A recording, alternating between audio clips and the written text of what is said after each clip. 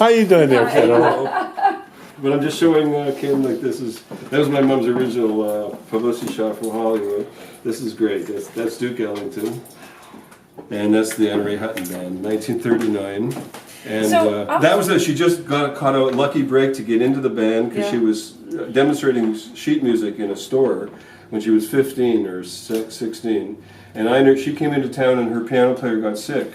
And she needed somebody, so they ended up hiring my mom. So she was a piano player before she wrote songs. Yeah.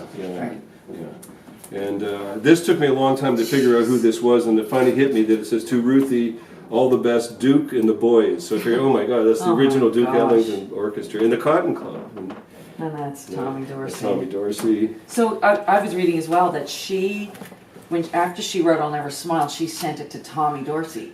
She had. She came back and worked at the CBC to keep going and pay the bills. She was working at the CBC? Yeah, yep. As she demonstrated live TV and worked in music. But she became friends with Percy Faith, was the guy who was head of the CBC orchestra. Yeah. And she gave the song, she played it for him. And he said, that's an amazing song. And he arranged it the first time. Yeah. And they did a full recording of it on a 78. And they played it on CBC. It had another verse to it that I never heard before. Yeah. And so who was singing it then? No, it was a woman who was working with the CBC orchestra. I don't know her name, but in 1939, and they gave my mom the 78, the demo to keep. And 78. She knew somebody in Dorsey's orchestra, so she wanted him to hear it because she knew that they just hired Frank Sinatra, and he was like... But he was just starting then, and he had just started, and he had never had a hit song, and my mom set up a meeting with the two of them, The culture. And she walked in, and she was very cute, my mom, okay, there's no question about it. Sinatra would have liked her. Yeah, she's beautiful. So here was this beautiful, talented woman with a finished recording, orchestrated and scored and recorded. So and I wouldn't think there were tons of really well-known female songwriters. There weren't that many, you know, and especially like of her caliber, and the story that she had behind it, because she actually wrote it for her husband that passed away. Yeah. So that just grabbed everybody. Yeah. And it was the beginning of the war, so everybody was losing somebody, their loves, to the war, to the soldiers, you know, were leaving. So this song it just resonated with the entire world and the nation. And her timing was a real flat. These are all telegrams from Tommy Dorsey and Toots Shor. Glenn Miller. Glenn Miller. Glenn Miller doing your song Monday, March 4th. He actually did the first recording of the song before Dorsey or Sinatra ever heard it. And it was a bad version, it didn't go anywhere, and it never happened. So then my mom met Dorsey and Sinatra. And this may not be for video, but... I know.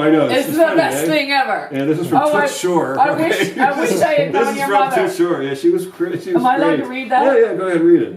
There's a guy in here, claims he knows you, drinking the bar dry, expects you to claim the body no later than Monday night. Toots Shor. Yes, they had a good time. You know. Oh, wow. I thought I was a wild one, but you know, my mom had to protect me. Wow. So this is awesome. I got to show you this, and I got to show you that goes with it. Okay, seriously, I'm actually tearing up. Like it's. I'm so glad you're here to see this. It's just I wanted incredible. to show you this. I'm sorry I'm going so fast, but that's actually a letter from W.C. Handy, who wrote the St. Louis Blues, and is asking my mom to meet his son in New York and exchange manuscripts with their autographs on it. And my mom, his son came to New York, and with a copy of the St. Louis Blues autograph signed by W.C. Handy to Miss Ruth Lowe. And my mom gave him a copy of I'll Never Smile Again. So she was amongst, you know, the giants. Wow. Yeah, I know. What a legacy for you, right? Hard act to follow. Yeah. Wow. And just great stuff. She kept everything. She had a great sense of humor, my mom. And the song was so big that they would make Valentines out of it. So, of course, this is one of my favorites. I'll Never Smile Again. And then, if it gets better, you open it. Oh, no. It doesn't open. I'll Never Smile Again. I'll Never Smile Again. Mona Lisa. Oh. But there was a lot of them. There was all kinds of crazy... and she kept all this stuff. She kept everything. Wow. Thank goodness. She has 3 giant scrapbooks. Yeah. Of all. You don't have like did she have a songwriting book or anything? She like. No, but she kept. I have all her manuscripts and stuff like that. Wow. And look at this is right from an era from you could see hanging in New York coffee restaurant in New York. That's my mom and Tommy Dorsey. Look how cute. Look how cute she is. That's my namesake. That's who I was named after. Really? Yeah, that's why I'm back into music again. Come on. It's not a bad namesake. I have to do it. That's a cute shot of me and Dorsey. So did she ever play with him? Like in his I don't know band, if they played in... I don't know if she played with the band. I never got... I finally found a clip on somewhere where she was actually playing the piano, which I'd never seen before. But there's an amazing...